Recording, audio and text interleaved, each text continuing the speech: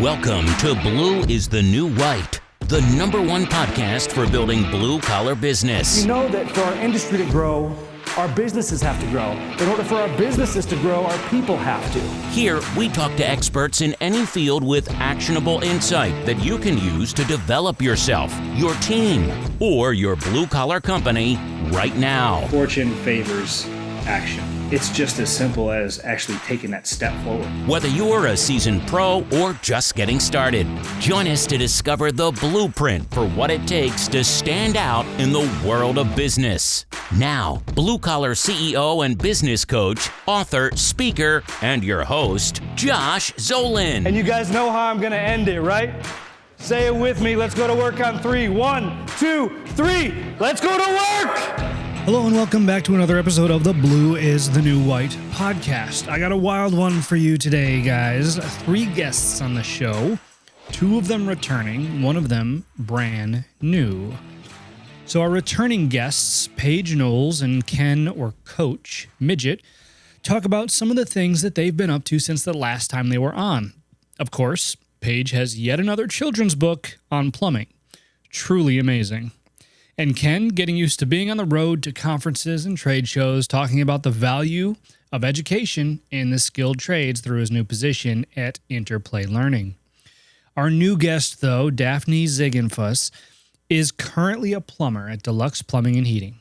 She offers her incredible perspective on being a woman in the trades and how her employer's company culture is welcoming of that.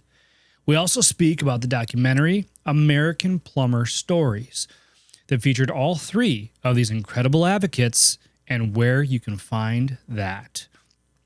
So, listen, too much to list in the intro, so keep listening. Don't forget to subscribe to this channel and our website at blueisthenewwhite.com to receive all the latest updates.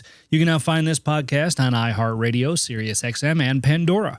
As always, we rely on word of mouth from our listeners to further the mission. So, if you enjoy this episode, please take a second to rate it, review it, and share it with your friends. The future generations of tradespeople and business owners depend on it. They depend on you.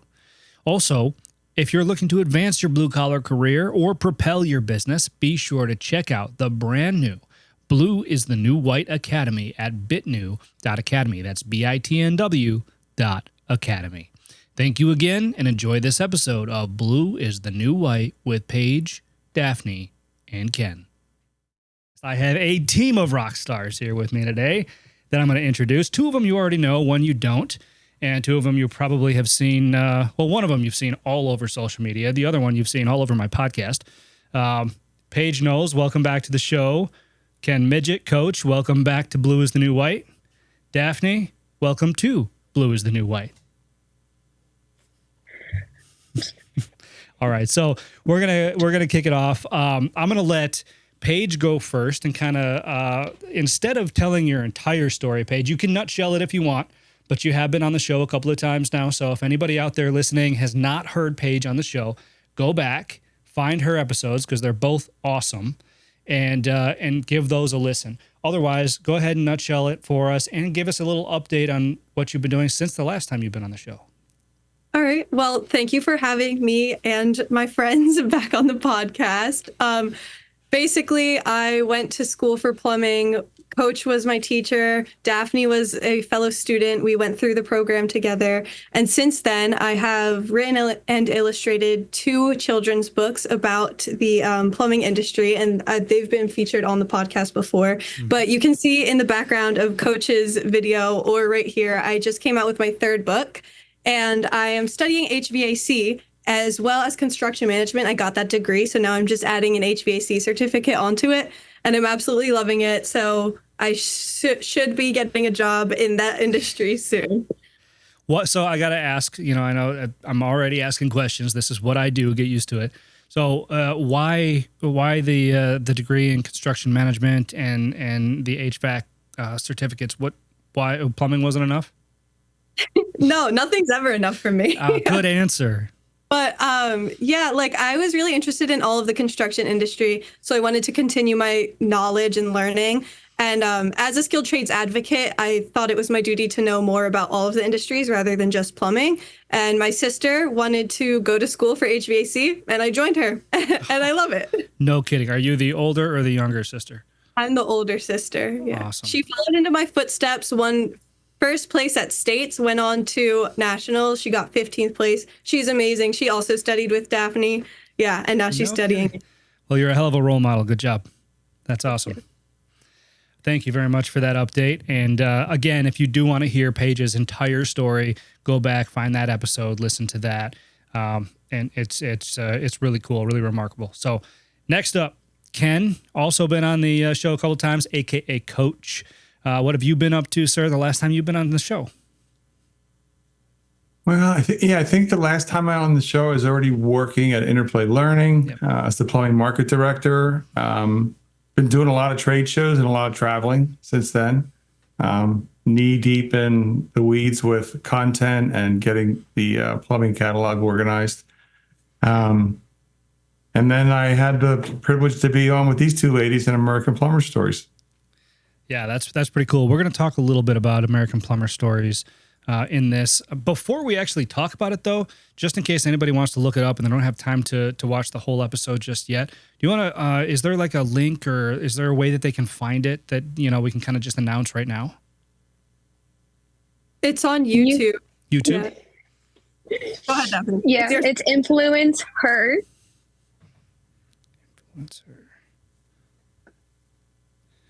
All right, and I'll also drop the link into the show notes for this episode as well. So you heard it here, and check the notes below. The link, it will be in there.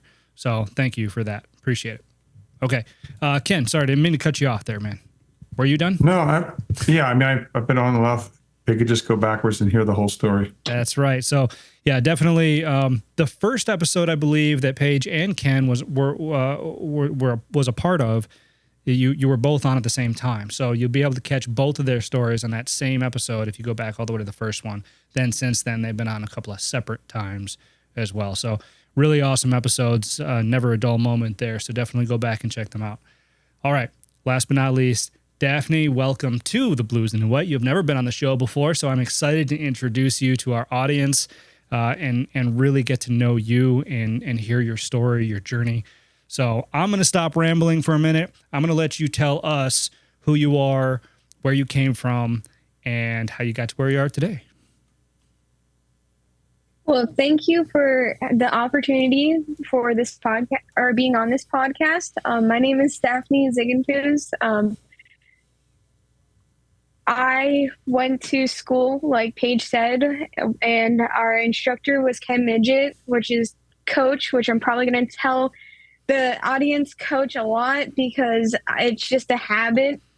But I went to school for it in my freshman year. I went to LCTI. I didn't really want to do homeschool, so I went to LCTI to try to find something more interesting. And that was the rotation that had my most like hands-on skill and like most entertaining lab that I thought. So I decided that I was going to go with plumbing, and Coach told me that I had a spot if I wanted to take it. So then I went through LCTI and I started working in the field my sophomore year, and then I've been with it ever since. And right now I work for a plumbing company, which is Delux Plumbing and Heating, located in Bethlehem, and I have been working for them. I've been working with them for 3 years now, and I am hopefully going and getting my journeyman's license in May, and I am backflow certified. Awesome. So a couple of questions that come out of there from me. Number one, LCTI. Can you remind our audience what that stands for? Yes. LCTI is Lehigh Career Technical Institute. Perfect. Thank you very much. So what got you interested? I mean, what perked your interest, about plumbing? What was it about it that you were like, yeah, no, that sounds good? So a lot of it was because it was hands-on, and I knew I wasn't going to be the typical person to get like a white-collar job, standing behind a desk or like even a warehouse job. Like, it just wasn't me. I always liked the hands-on learning something. I always wanted to learn. So when I went into the lab, Coach had the torch ready and he was soldering, and that just intrigued my interest in plumbing. So ever since then, I've been doing it. Got it. Yeah, the fire always does that. If people walk in, they see the flame, and they're like, "This is where I need to be," right?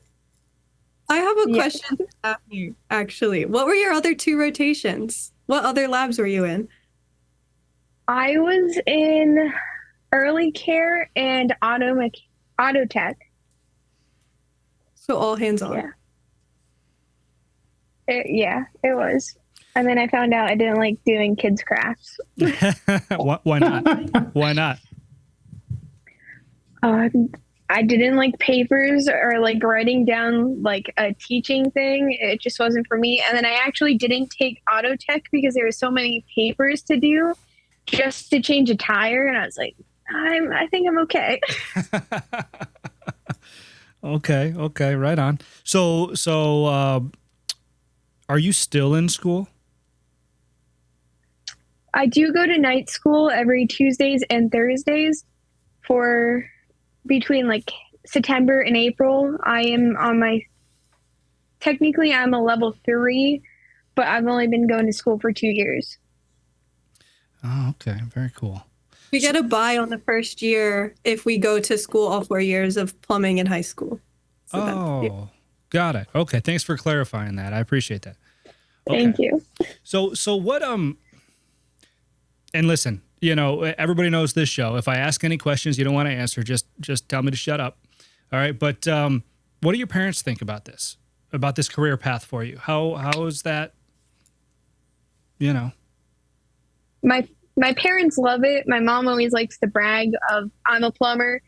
And then if she sees another plumber, they're always like, oh, my daughter does plumbing. And then my dad, he works at a painting company out in Allentown. And whenever the bathroom has to get painted and they have to remove a toilet, because sometimes they remove the toilet and the guys will be complaining on how heavy the toilet is, my dad will be, well, my daughter does that for a living. I love it. That sounds fantastic. Your parents sound super cool.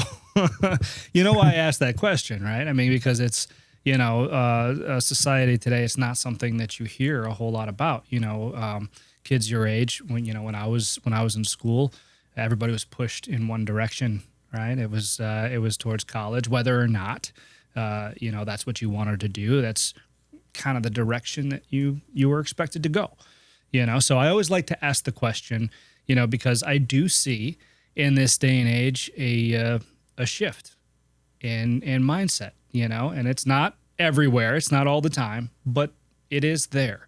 And so that's incredible. I love to hear that your parents are very supportive of your career path.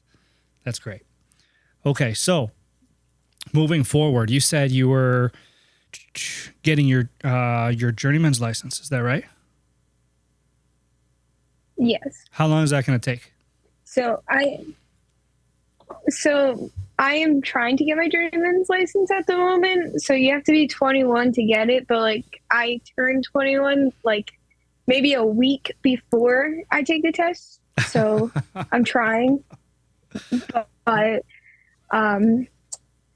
yeah. Not wasting any time. But you have to have like 8,000.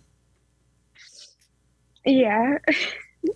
But you have to have like 8,000 hours to get your journeyman's test and then 10,000 hours for your master's. And you should go to schooling for it. You technically don't have to, but I think they're trying to change the rule where you have to have 4 years of school. Yeah, 4 years of schooling. And then you can go take your journeyman's test after you get your hours. And then after you get your journeyman's, you wait a year and then you get your master's.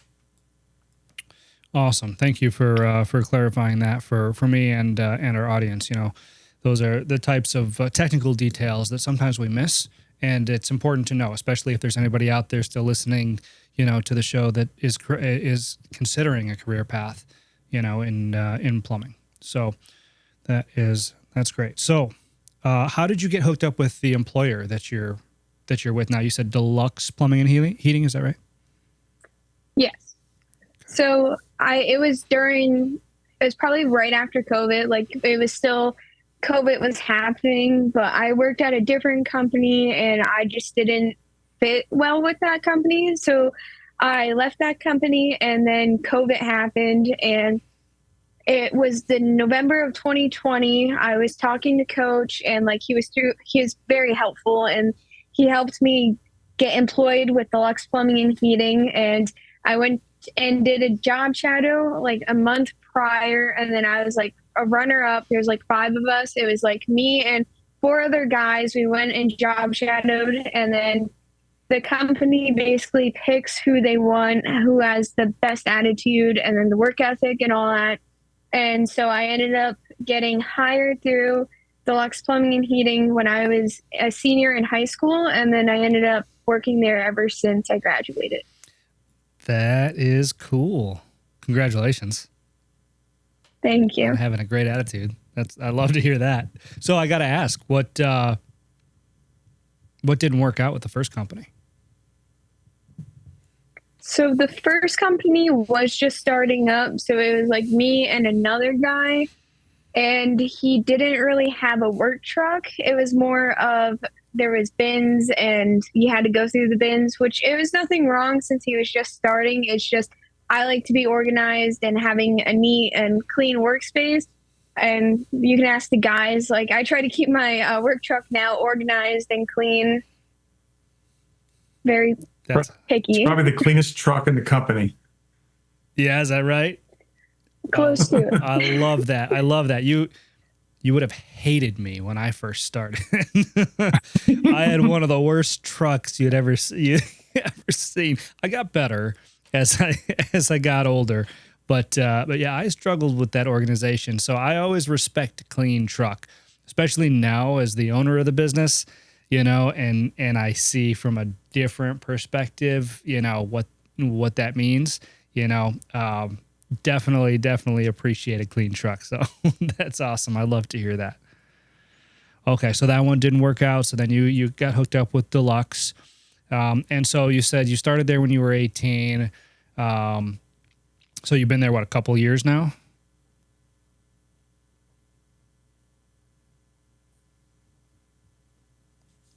Yeah. No. Having a little bit of one moment. Yeah. It's been 3 years because I was hired November of 2020. So it's going to be 4 years in November. 4 years in November. Okay. Wow, that's cool. All right. And so, and listen, Paige, Ken, I know I'm asking Daphne a lot of questions here. I'm super intrigued by her, and I know you guys, so does my audience. So don't take it personally. All right. But if you do have any other questions, like Paige, you jumped in earlier with a question. Coach, if you have any questions, please feel free to jump in as well. But I am just super curious about this, about Daphne's journey here. So 4 years in November, that's great. I mean, what is it you like most about this company in particular? What is it that, that makes you excited to get up and go to work every day? I would have to say that they train a lot. Like we have meetings and trainings every Tuesdays and Wednesdays. So we're always learning different things. And how Delux runs is it's not just plumbing, it's plumbing and heating. So if we're learning one thing, we're learning HVAC or plumbing, and we're getting a little knowledge of both. So it's not like you're going to stop and hit a wall. You're constantly learning and you're constantly getting licensed and certifications and everything like that. Got it. So you're giving Paige a run for her money. That's what I heard.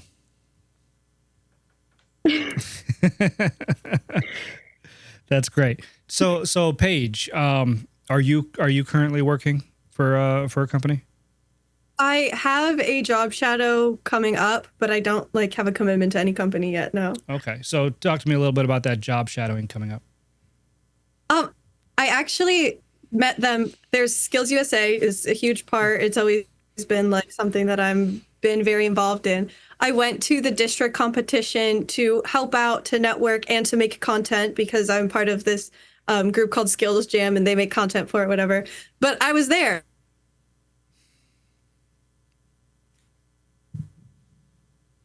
I walk over to the HVAC place, and we were a little hesitant at first, but then I explained who I was and all that, and they were, you know, more than willing to let me in. And then I also was like, hey, if anybody has like job openings, which I'm sure you all do, like, let me know, because I want to shadow and get out there. And it's different learning in school versus being out on the field. So there's a HVAC company who does only commercial work. So like the big buildings, which I think is more fascinating. And I have an interview coming up, and I sent the resume in, so hopefully I can shadow with them, and if all goes well, I should have a job with them hopefully during school. I'll work part-time, and then when I'm done with school I can join full-time. If that's where the path leads, we'll see. There's so much on my plate because public speaking on top of it is a huge priority for me. Oh, that's awesome. So first off, you're not afraid of heights, are you? No. Yeah, can't be afraid of heights if you want to do commercial HVAC. Just ask some of my guys. So first of all, I really love that you pulled the "Don't you know who I am" card. That's probably the best thing I've heard all day. Freaking awesome. That's great. Okay, cool. So, oh man, I had another question locked and loaded in there, and I completely forgot because the first question I asked. That's all right. But I'm happy to hear it. I'm curious more, I guess, why you gravitated to HVAC. We had talked. I don't remember if we hit the record button before when we started talking or not. But what is it that you're loving about HVAC? I don't really know. I feel like that's the thing with all of the construction industry. Like, there's not one specific thing. I love working with my hands. I love like making stuff work, and it's used every single day. So it's really noticeable to me to like see what is happening. And HVAC is like the perfect in between of electrical and plumbing, which are two of the things that I love, and math, which I love, at least.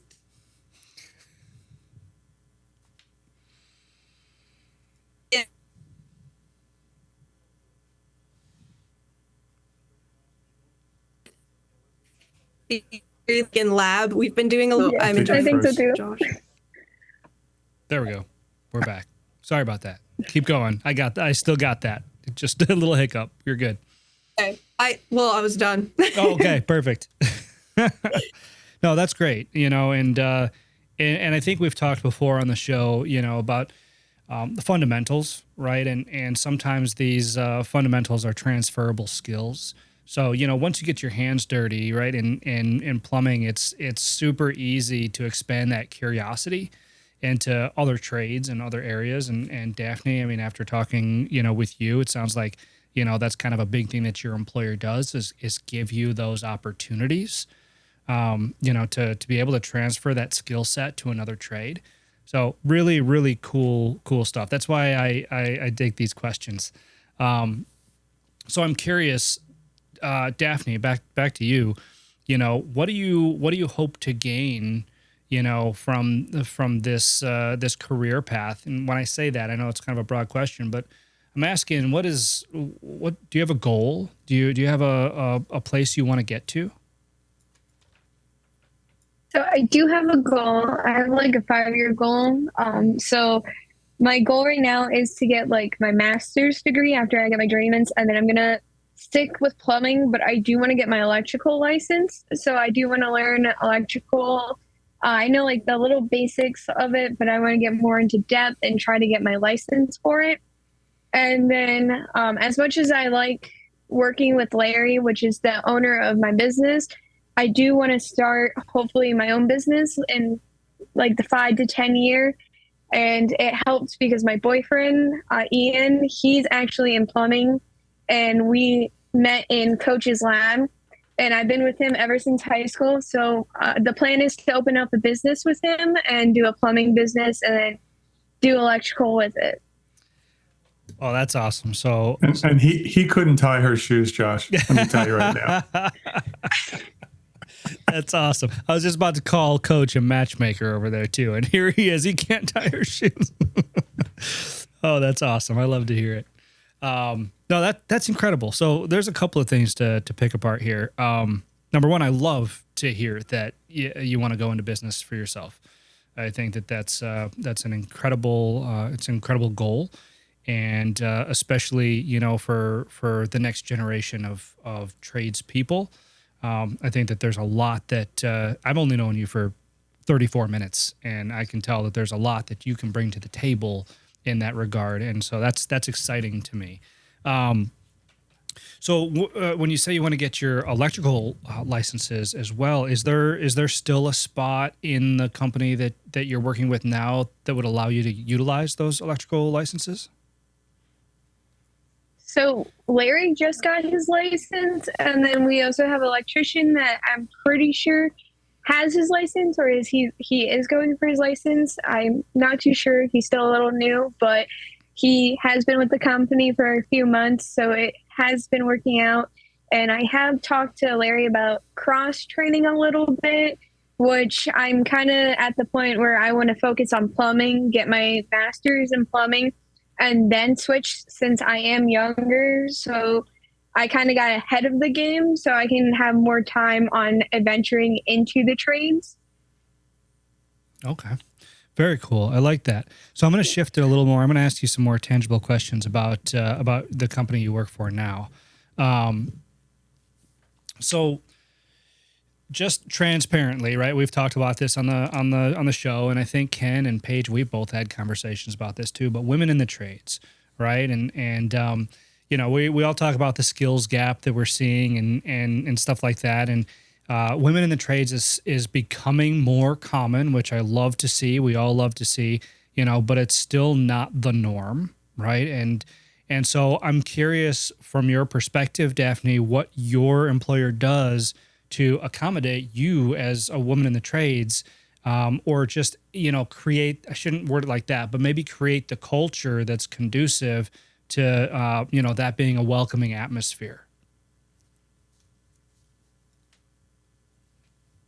I mean, I would say it's more of a welcoming atmosphere because it's more of like a family. It's not just going into work and having coworkers. We're all very knit well together, and the boys, they'll pick on you and everything, but it would be weird if they didn't pick on you. Then you're not like one of the boys, and you just kind of fit in.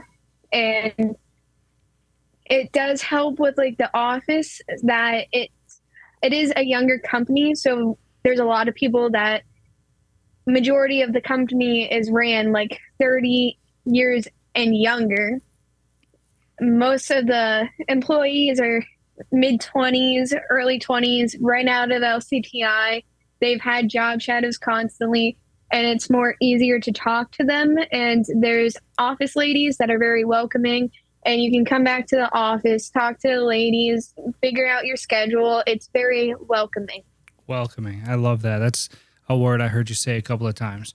And that's great. Again, what I'm trying to do here is I'm trying to give, employers out there, and it's a wide array of employers of all different trades and size companies that listen to the show, but I'm trying to kind of give them insight, right, as to how they can, if they don't already operate a company that is, I'm going to use your word, welcoming, right, how they can achieve that. And I'm just, like I said, I'm speaking transparently here because, there still needs to be a little bit more of a shift in the industry to create that welcoming atmosphere everywhere. So that's that. You said a couple of things that resonated, with me there. It's a bit of a younger company, right? Which is really cool. I love to hear about companies in the blue collar space that are beginning to be run by the next generation. I think that's really intriguing and necessary. That's why I got so excited when you were like, "Hey, I'm going to own my own business." I think it's incredible. Okay, cool. So let me ask you this. What kind of things, and listen, we're getting ahead of ourselves, and that's fine. That's my specialty, right? I'm the visionary. That's why I sit in the seat I do in my company. So I'm gonna ask you some questions about the future. Maybe some you've thought of, maybe some you haven't. But when you think about the culture of your own company in 5 to 10 years, what do you want that culture to be?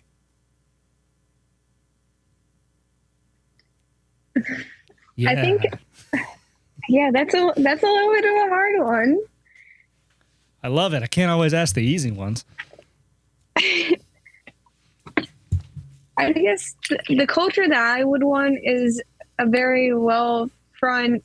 Everyone gets together and we just keep up to date, like how my company is right now, like how Delux is.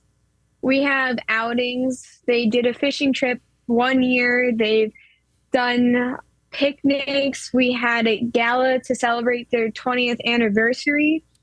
It's just constantly like gatherings, all like family experience. You can bring your family to them. They're very open about it, and they don't really try to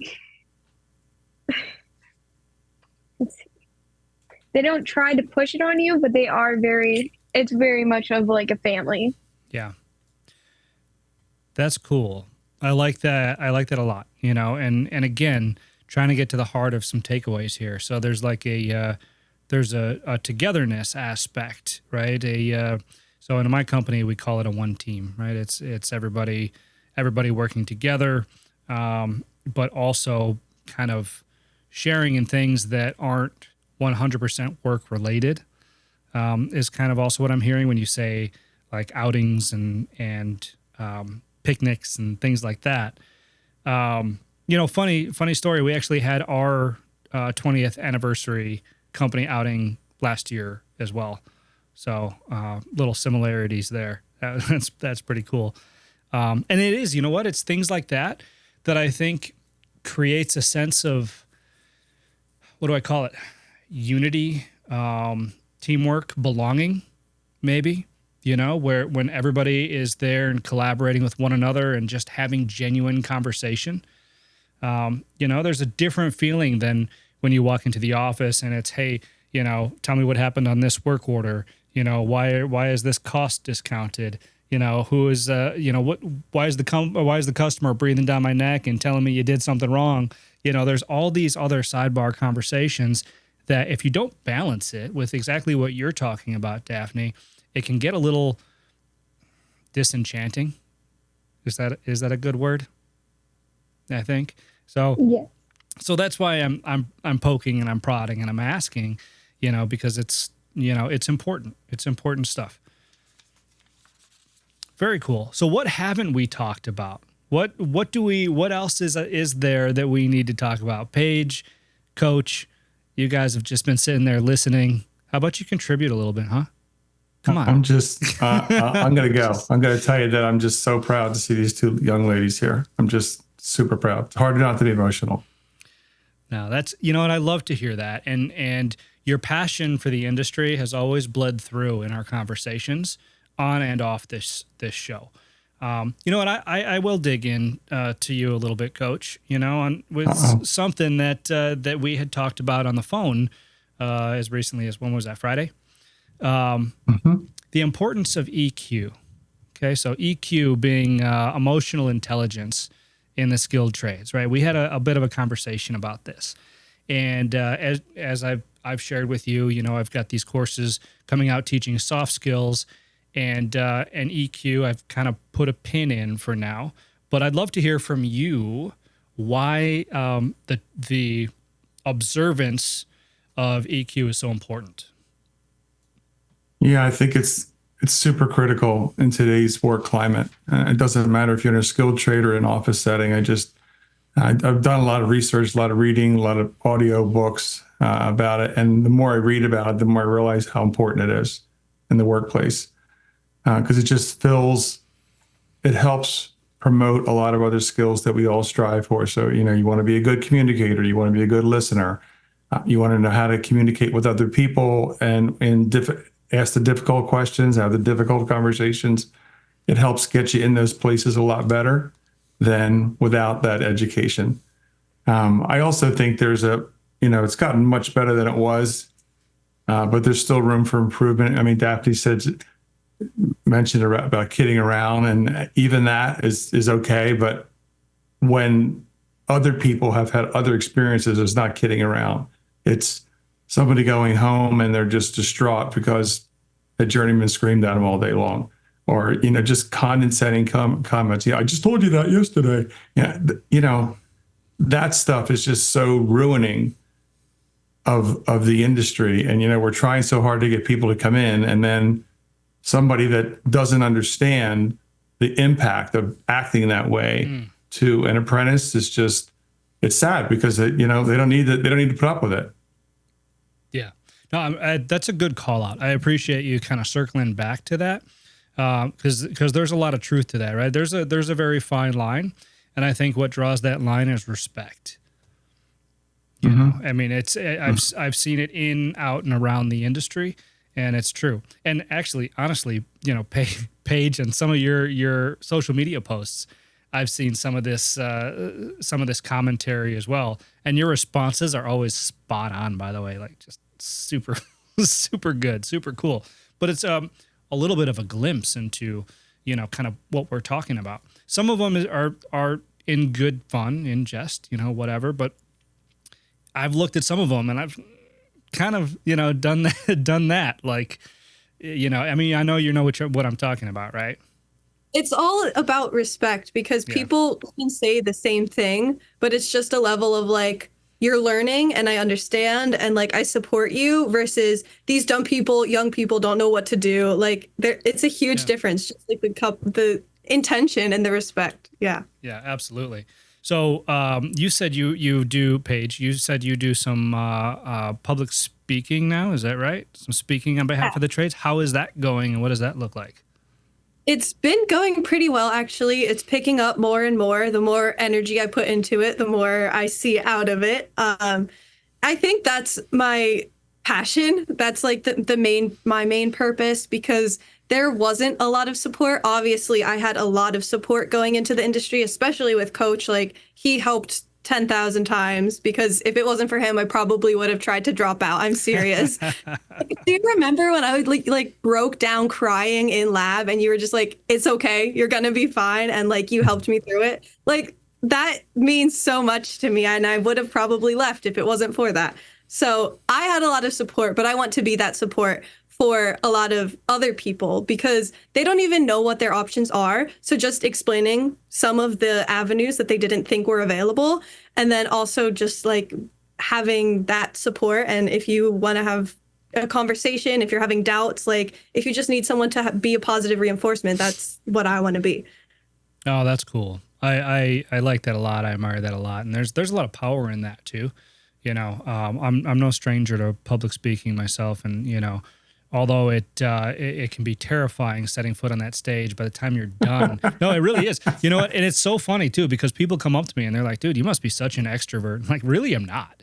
I'm not. I'm nervous every single time I've stepped on that stage, and I've done it, now probably over the last 5 years, maybe 100 times, and it never gets any easier. I mean, the practice part of it does, like the going through the motions and, that kind of stuff. But it's always the same thing when you step on that stage. The heart beats quickly, your mouth gets dry, you feel it right here in your throat, and then you start talking and you black out, and the rest is history. But no, it's so rewarding when you can see, the engagement, and you can truly see when you've gotten through to people, right, in the audience, and especially on some of the stuff that I imagine you're talking about, Paige. So, yeah, I try to focus to students, and usually at the end I share my socials so that they can follow me, but also just have a place to reach out. And honestly, after all of my speeches, basically every time 1 to 2 at least students reach out to me like, hey, there are a bunch of different career paths that I'm interested in. And sports, like, you can't be interested in the skilled trades and the sports. There's not really options to pursue both of those passions. So it's like, what do I do? And I'm not like in the place to be telling them, but I can support them and give them facts and statistics and just help them be more confident in what their decisions are. Oh, that's awesome. The industry, you guys talk about being nervous and that knot in your stomach. and I've done my share of it too. But I can tell you that you would not be as good as you are in that stage if you didn't have that pre-stage Anxiety. experience. It just means you care, right? Right. It means that you want to do a good job. That's right. So you just got to keep that in perspective when you're walking up the steps on the stage. Yeah. Daphne, take note, man. You're not far behind. I'm willing to bet. So actually, that kind of leads me to my next point. I want to make sure we don't leave this out. I want to talk a little bit about this American plumber. Is it American Plumbing Stories? American Plumber Stories. So I mean, I watched this video. Admittedly, I didn't watch the whole thing. You know, in what I do, I get interrupted every 2 seconds if I let myself. But I watched quite a bit of it, and I was really impressed by the way that it was put together. I was impressed by I feel like the intent behind it. And so talk to me a little bit about that. How did that come about? Why was that made? You know, I don't know who the best person to lead this conversation is. Daphne? It'd probably be Paige to lead it, and then I'll jump in. Okay. Yeah. So I was on the 3M documentary called Skilled. I think I talked about that last podcast. And through that, my network has grown so much. And American Plumber Stories actually reached out to 3M, and then they shared my contact. And I talked about Larry from Delux and Coach, and then Larry introduced Daphne, and then they ran with her story because it's incredible. And she's in the trades, turning wrenches, all that. They also wanted to feature like the story of coming into it, which brought in Coach and LCTI. And I'll let you talk about it. So then once I brought into it, they were just asking me like a bunch of questions. And then I just started about where I came from, how it started, how I got into it. And then I started talking about Coach, because Coach played like a big role in why I'm here today. And he's helped a lot, even if I had advice on where to go, or like a point in the career, or if I ever get like a roadblock, I always go to either Coach, or I can always reach out to like Paige or her sisters. And it especially helps going to school. I actually went to school with like 3 of Paige's sisters, so it helped. And it just felt good getting my story out there and talking about it and trying to influence more girls into the trade, and just being able to be living proof that girls can make it. And everyone, even if you're not a girl, everyone has a chance, even in high school. And if you're not fitting in high school, then try a trade, try like a second school, just get out there and get all the opportunities. That's cool. So is that the intent behind the production of that, is to kind of bring that to the forefront for people? Yes. So majority of their episodes are trying to like get more plumbers out. And then that episode really focused on basically the younger generation and like influence people to like get into the field, even if it's not plumbing. Yeah. It's really like it's a story about what it's like to be a plumber and what plumbing has done for those people. There's so many success stories on there. This one that Daphne's in is in season 4, and the title of the whole season is called Solutions. So, it's a solution to think about if you're struggling finding good people. Part of the solution is maybe thinking about hiring a female or a woman in your company, and not to work in the office, to go out and turn wrenches, right? To give them a shot. Paige mentioned job shadows. Great way to do that. If I was an employer, I would be knocking on every high school door, seeing what I could find. Yeah. Who's ever interested, going to job fairs, career fairs, all those things. Yeah. No, that's amazing. That's really cool. So, Daphne, I'm going to shift it back over to you. We're running short on time, so we're going to move to close here in a minute. But I've got some questions for you. Of all the things you just told me, right? All the things that you mentioned about being a woman in the trades and getting this fulfillment and turning the wrenches, and what is, if you had to narrow it down to the most rewarding part of what you do, what would that be? I would have to say the most rewarding part is being in the field and helping others. I've always had another student that comes out of like LCTI or a different high school like Bethlehem Tech, and they always ride with me, and then I'm teaching them the basics of plumbing outside of the textbook. So I'm constantly teaching others as while I'm learning different things in the trade. So I'd have to say the most rewarding thing is you kind of like explain it as like a kid growing up, because you go from teaching someone that just got out of school that is only you get out of the school and they're only textbook smart, and they're not really good at the wrenches, and they're not really good with the plumbing lingo. So you're teaching them and you're growing them while you grow. I love that. That's fantastic. And I'm really glad you said that, because we need more people like you with that mindset, you know, in these industries, and in the companies in these industries, to be honest, and to run the companies in these industries. So you're on the right path, and I absolutely love it. So we're going to move to close here, but there's one question I like to ask everybody at the end of the show, and Ken and Paige, you're familiar. But the other thing is, right, you guys have been on the show a couple of times, so you know that the answer to this question sometimes changes. You know, so I'm going to ask it again, and if it's the same as any of the other answers you gave me when you have been on the show, so be it. But if it has changed, let me know. So, Paige, we'll start with you. You know, we talk a lot about success on the show, and I want to know how you define success and how the skilled trades are helping you achieve it. I think I said this in the last episode, but I don't know. Just being in control of your own hours.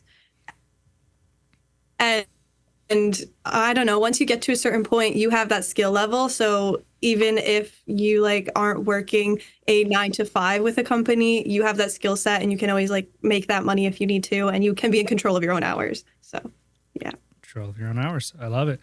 All right, Ken.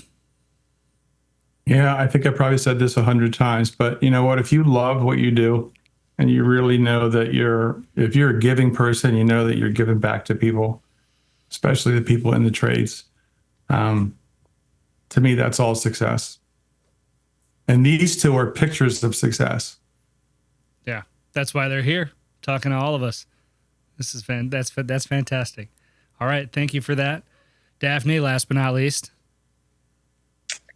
I'd have to say that success is being able to know that you've done good and you've been able to help everyone, even fixing a faucet and getting them water. It's just a big successful thing to be able to help others. Okay. Very good. That's awesome. Quick and painless, guys. Nice and easy. No, this was wildly rewarding and filled with great insight and honestly motivation. So thank you all. Before we actually jump and once we stop hitting the record button, don't hang up just yet. We'll do a little recap after we're done recording. But where can people find you? Paige, let's start with you. Social media, where can people find you?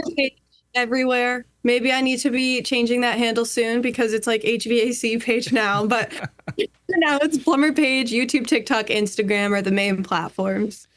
Awesome. Ken, where can people find you, sir?